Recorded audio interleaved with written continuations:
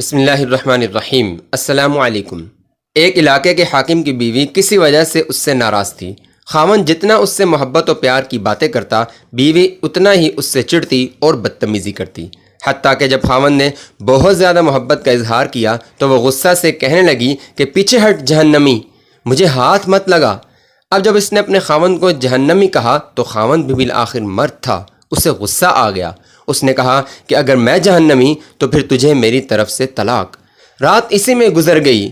صبح جب دونوں کا دماغ ٹھنڈا ہوا تو عورت کو بھی غلطی کا احساس ہوا کہ میں اپنے خاوند سے ناراض تھی مگر مجھے یہ الفاظ نہیں کہنا چاہیے تھے۔ اب وہ خاوند سے پوچھنے لگی کہ کیا مجھے طلاق ہو گئی؟ اس نے کہا معلوم نہیں، یہ تو شرط کے ساتھ تھی کہ اگر میں جہنمی ہوں تو تجھے میری طرف سے طلاق، لہذا مجھے علماء سے پوچھنا پڑے گا۔ خاوند نے علماء کو بلایا۔ علماء کہنے لگے کہ اس کا جواب ہم نہیں دے سکتے، اس لیے کہ کون فیصلہ کر سکتا ہے کہ آپ جہنمی ہیں یا نہیں؟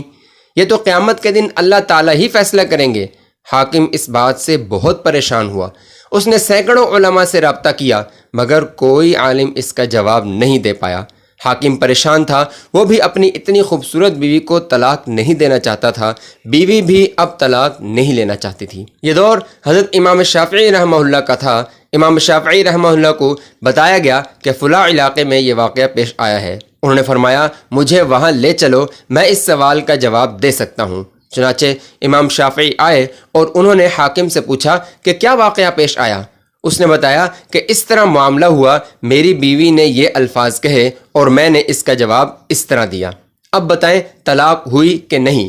امام شافعی رحمہ اللہ نے فرمایا کہ اس کا جواب دینے کے لیے مجھے آپ سے تنہائی میں کچھ باتیں پوچھنی پڑیں گی۔ اس نے آمادگی ظاہر کی۔ چنانچہ امام شافعی نے تنہائی میں اس سے کہا کہ مجھے اپنی زندگی کا کوئی ایسا واقعہ بتائیے جس میں آپ گناہ کرنے کا موقع رکھتے ہوں، گناہ کرنا آپ کے لیے آسان بھی ہو مگر اللہ رب العزت کے ڈر کی وجہ سے آپ نے اپنے آپ کو بچایا ہو، کوئی واقعہ ایسا سنائیں۔ حاکم سوچتا رہا، پھر کہنے لگا ہاں، ایک مرتبہ میری زندگی میں ایسا واقعہ پیش آیا ہے۔ کہنے لگا ایک دفعہ محل میں کام کرنے والی لڑکی میرے کمرے کی چیزوں کو سنوار رہی تھی، بستر کو ٹھیک کر رہی تھی، جب میری اس کے چہرے پر نظر پڑی، لڑکی حسن و جمال میں بہت پیاری تھی، چنانچہ میں نے دروازہ بند کر دیا۔ جب میں آگے بڑھا تو لڑکی سمجھ گئی کہ میری نیت خراب ہے۔ وہ نیک تھی، پاک دامن تھی۔ میری طرف دیکھ کر اس نے کہا یا مالک اتق اللہ، اے حاکم اللہ سے ڈر۔ جیسے ہی اس نے یہ الفاظ کہے کہ اللہ سے ڈر، میرا دل سہم گیا اور میں نے دروازہ کھول دیا اور لڑکی کو چلے جانے کا کہا۔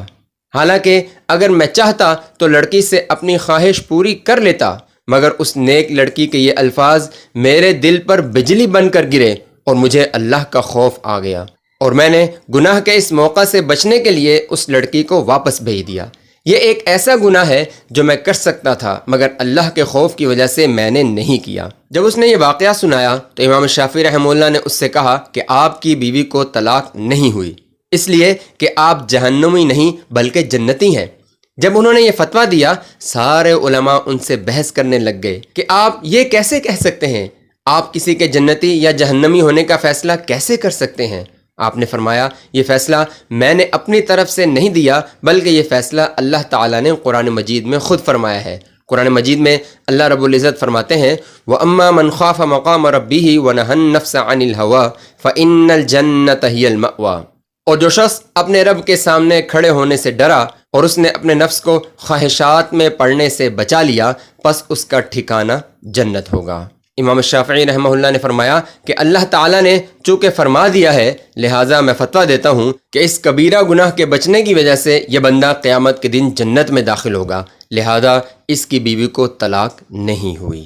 معزز سامعین، گناہ سے بچنے پر یہ تو اللہ کا وہ انعام تھا جو دنیا میں اس حاکم کو ملا کہ اس کی محبوب چیز یعنی بیوی اس کے پاس ہی رہی۔ آخرت کا انعام تو اس سے کئی گنا بڑھ کے ہے۔ اچھے واقعات کے لیے چینل کو سبسکرائب کریں۔